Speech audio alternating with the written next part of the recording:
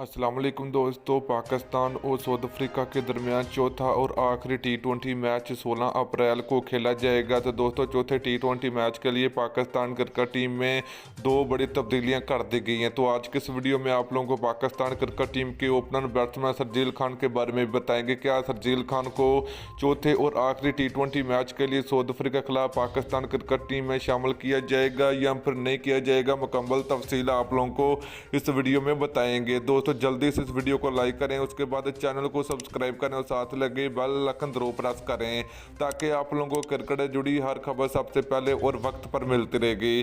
तो चलिए दोस्तों आपको बताते चले कि पाकिस्तान और साउथ अफ्रीका के दरमियान चौथा और आखिरी टी20 मैच 16 अप्रैल को खेला जाएगा। तो दोस्तों ये मैच पाकिस्तानी टाइम के मुताबिक शाम के 5:30 पर स्टार्ट होगा। तो दोस्तों चौथे टी20 मैच के लिए पाकिस्तान टीम में दो बड़ी तब्दीलियां हो सकती हैं, क्योंकि पाकिस्तान क्रिकेट टीम को चौथा टी20 मैच जीतना, अगर पाकिस्तान क्रिकेट टीम को टी20 सीरीज जीतनी है तो दोस्तों दोनों टीमों के लिए चौथा टी20 मैच बहुत इंपॉर्टेंट होने वाला है, क्योंकि पाकिस्तान क्रिकेट टीम के पास बहुत बेहतरीन मौका है कि साउथ अफ्रीका क्रिकेट टीम को एक बार फिर साउथ अफ्रीका में टी20 सीरीज हराने का। तो चलिए दोस्तों तब्दीली की बात करें तो आरएस रऊफ को आराम मिल सकता है, तो इनकी जगह पर मोहम्मद हसनैन की वापसी हो सकती है चौथे टी20 मैच में।